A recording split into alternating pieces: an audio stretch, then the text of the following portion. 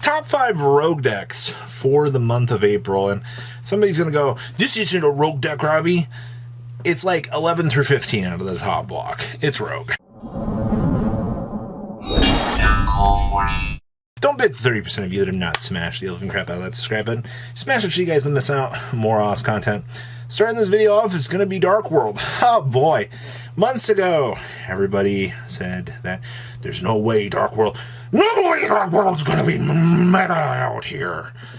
Yeah, and look where we are now. Dark World has 4 or 5 regional tops at this point in time. Definitely making a rogue status. So wait, what's that? Kashtira format, walking, talking, macrocosmo. No way Dark World's actually being successful. It's got to be a fluke, right? I mean, once a fluke, right? Happens twice, 3, 4.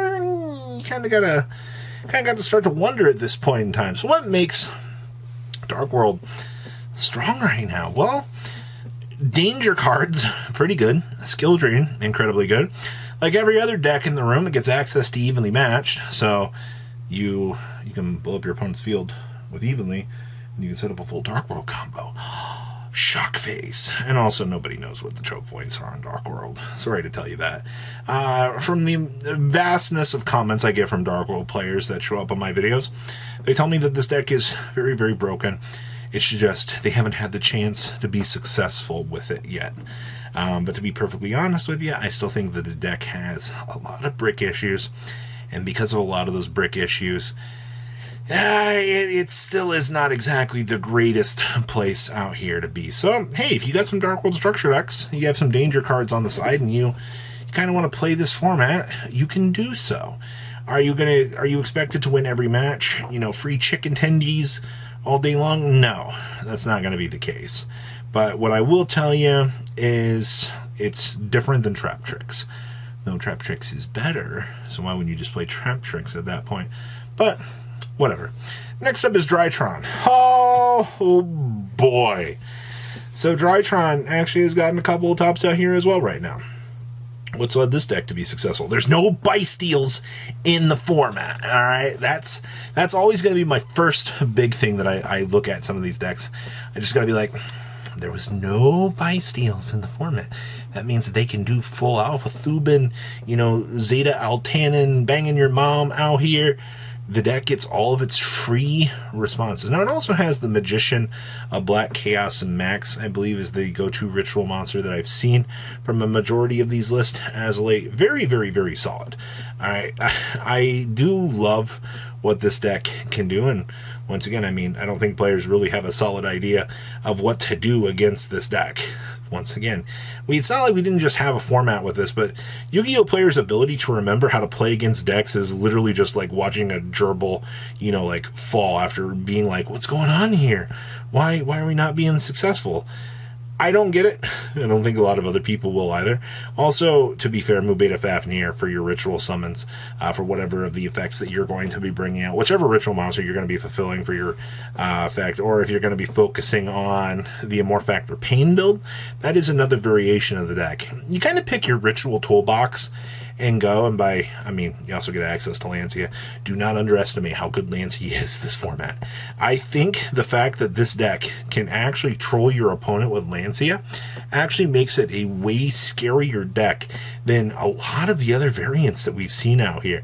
So don't be one of those people that's looking at Tron right now. You're going to be the most famous phrase on this channel, caught with your pants down, and you're going to be like, oh, I didn't think that the deck could actually do that. Yeah, it can. Alright, it's definitely one of the more unique decks in the format.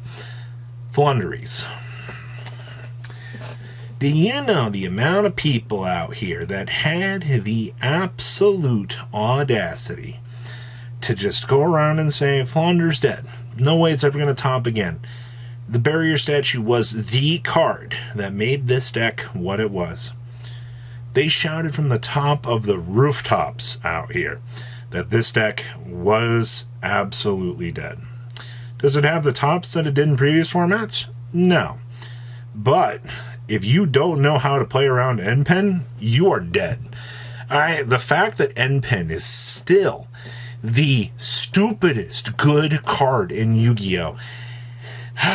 man, yes, losing the barrier statue many moons ago did set this deck back, but Apex Avian, still a problem. The fact that, under the ruling for Flounderies versus Evenly Matched, right, the birds get banished face up from the field.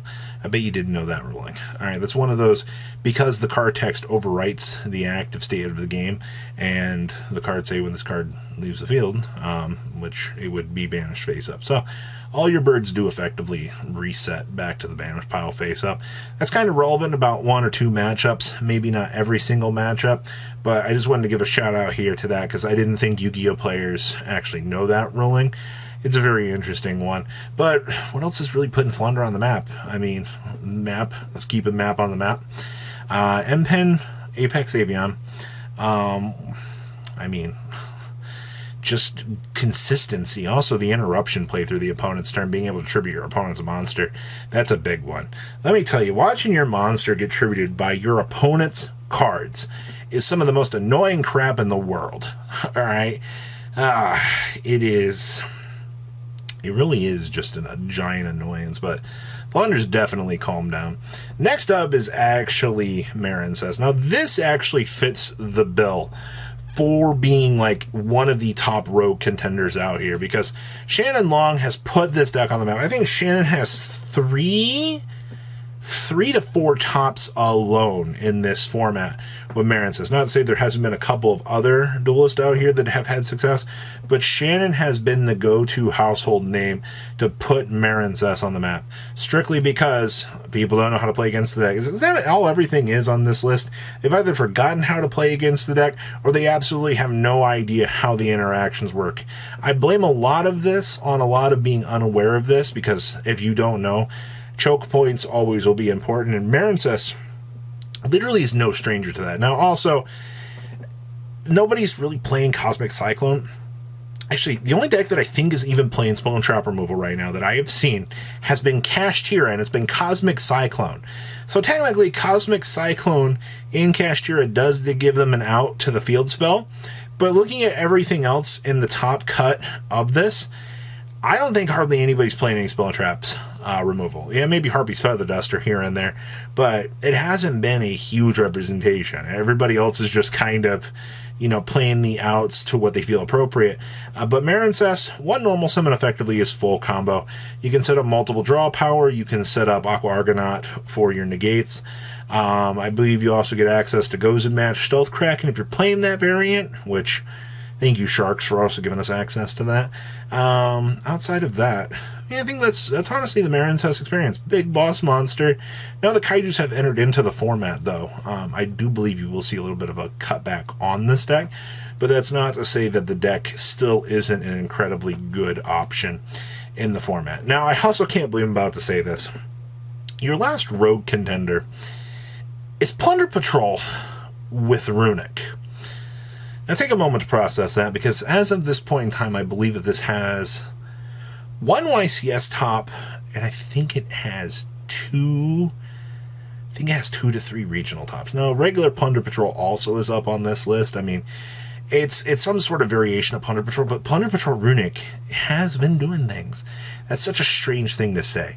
If your deck can play a Runic package with it, and it just gives it a consistent draw power, yeah, who cares if you lose a battle phase or two? Yeah, yah-har-har, my Plunder Patrol deck and me, we're going to be sailing the Runic Ocean, we be. We'll be popping the opponent's cards, banishing their resources. My opponent has no idea what my Plunder Patrol cards do. They just read my field spell and go, timber me, har-har. Enjoy your Plunder Patrol combo, tee-hee-hee. That was all made up on the spot for a stake, by the way. Good stuff. But Plunder Patrol Runic, man, you draw a whole bunch of cards, you summon a whole bunch of ships. Technically, you get Gary on the field. That is a level 4 for you to synchro with at the start of combos. I mean, you do have some interesting little interaction points, I do suppose, with the deck, but I still can't believe it's actually a deck. So many weird things out here that have shown up in this format. Like, honestly, the things that this format has been doing have definitely caught me off guard, especially like in like the rogue category. And the next video is going to be the more wild card sector. Not to say that those decks aren't going to be rogue, but they're definitely more out there than some of the others. So what do you guys think? Please, leave a comment down below, tell me what you guys think, and I'll see your beautiful faces back here later in the day, guys. Peace out.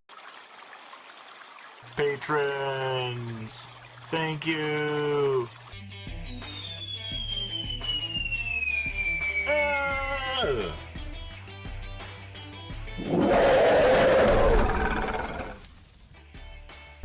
Thank you so much for watching. Check out these other videos.